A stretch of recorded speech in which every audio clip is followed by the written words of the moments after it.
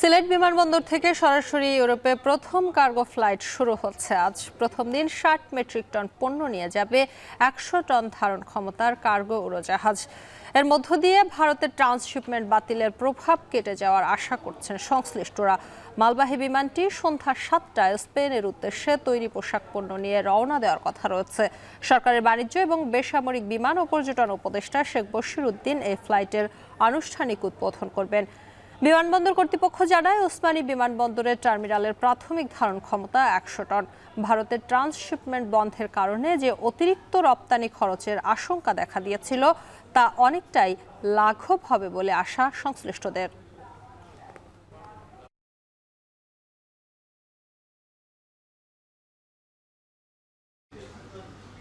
এ নিয়ে বিস্তারিত জানাতে এই মুহূর্তে সিলেট ওসমানী আন্তর্জাতিক বিমানবন্দর থেকে যুক্ত হচ্ছেন সহকর্মী নাইম আবির।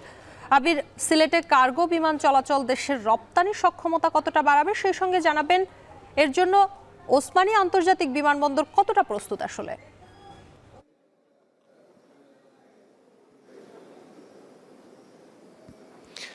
শবাব, আমরা এখানে আসবার পরে যতখানি দেখলাম যে ওসমানী আন্তর্জাতিক বিমানবন্দর যে কার্গো অপারেশন এটি শুরু হবে আজ থেকে, অর্থাৎ আজ বিকেল ৫টায় যেটির উদ্বোধন হবে এবং সন্ধ্যা ৭টার কিছু পরে আমরা যতটুকু জানতে পেরেছি সোয়া ৭টার দিকে প্রথম যে কার্গো ফ্লাইট সেটি এখান থেকে চলে যাবে।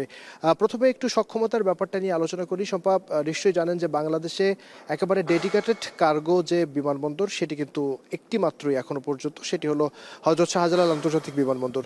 সেক্ষেত্রে বাংলাদেশের প্রথম ডেডিকেটেড কার্গো এয়ারপোর্ট বা বিমানবন্দর কিন্তু সেই হিসেবে যাত্রা শুরু হবে আজ সিলেটের ওসমানী আন্তর্জাতিক বিমানবন্দরে। সুতরাং একটি কার্গো টার্মিনাল বা কার্গো বিমানবন্দর ঘোষণা করা সেটি আসলে আন্তর্জাতিক সক্ষমতা বা আন্তর্জাতিকের যে বিভিন্ন ক্রাইটেরিয়া থাকে সেগুলো পূরণ করবার পরেই কিন্তু মূলত বা সেই সার্টিফাই করা হয় বা সেই সনদটি দেওয়া হয়, সেটি আসলে উত্তীর্ণ হয়ে আজ সেই আনুষ্ঠানিক কার্গো বিমানবন্দরের ঘোষণা সেটি কিন্তু মধ্যেই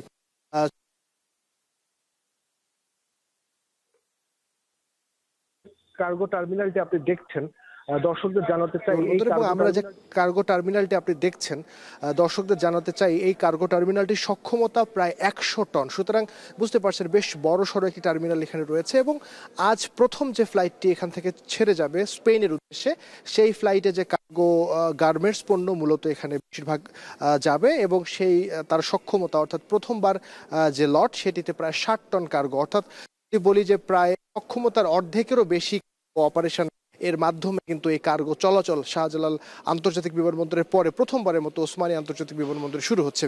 সব ভারতের যে বাতিল করে দেবার যে বিষয়টি, সেই বিষয়টির পর গত ৮ তারিখে এই ঘটনাটি ঘটেছে এবং কোনো রকমের কোনো নির্দেশনা ছাড়াই বা নোটিশ দেওয়া ছাড়াই কিন্তু ভারত এটি বন্ধ করেছিল। এরপরে বাংলাদেশ সরকার যে সক্ষমতা রপ্তানি সক্ষমতা বাড়ানোর যে প্রচেষ্টা শুরু করেছে তারই ধারাবাহিকতায় কিন্তু শাহজালাল বিমানবন্দরের সক্ষমতা বাড়ানো হয়েছে এবং বর্তমান সময়ে এই আজকে টার্মিনাল হিসেবে তাকে যে স্বীকৃতি দেয় এবং এখান থেকে ফ্লাইট অপারেশন শুরু করা, ফ্লাইট চলাচল শুরু করা, সেটি কিন্তু আরেকটি ধাপ অতিক্রম করবে এবং এর মাধ্যমে যদি গড়ে ১০০ টনের মতো কার্গো চলাচল শুরু হয় এখানে, তাহলে সেক্ষেত্রে আপনি নিশ্চয়ই বুঝতে পারবেন যে এখান থেকে একটা বড় রকমের সুযোগ তৈরি হবে রপ্তানির ক্ষেত্রে। এবং এরপরে জানিয়ে রাখি যে সিলেট আন্তর্জাতিক বিমানবন্দরের আজ তো কার্গো অপারেশন বা কার্গো টার্মিনাল কার্গো বিমানবন্দর হিসাবে এখানে ফ্লাইট চলাচল করার পরে পরবর্তীতে আপনি নিশ্চয়ই জানেন যে চট্টগ্রাম বিমানবন্দরে ফ্লাইট চলাচল করবার জন্য খুবই জোরে সোরে কাজ কর্তৃপক্ষ এবং আগামী ২ মাসের মধ্যে চট্টগ্রাম শাহ আমানত আন্তর্জাতিক বিমানবন্দর থেকেও কিন্তু এই সরাসরি কার্গো রপ্তানি শুরু হবে। সুতরাং বলাই যায় যে বাংলাদেশে যদি এই আন্তর্জাতিক বিমানবন্দর রয়েছে, সেই ৩টি আন্তর্জাতিক বিমানবন্দর যদি ডেডিকেটেড বিমানবন্দর হিসেবে কার্গো অপারেশন শুরু হয় তাহলে বাংলাদেশের রপ্তানি এবং আমদানি সহজ হবে, সেক্ষেত্রে খরচও কমে আসবে।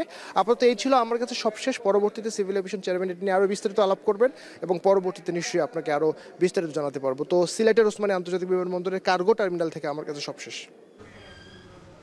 সিলেট বিমানবন্দর থেকে আজ সরাসরি ইউরোপে প্রথম কার্গো ফ্লাইট যাত্রা শুরু করছে, সেই খবর জানাচ্ছিলেন সহকর্মী নাইম আবির।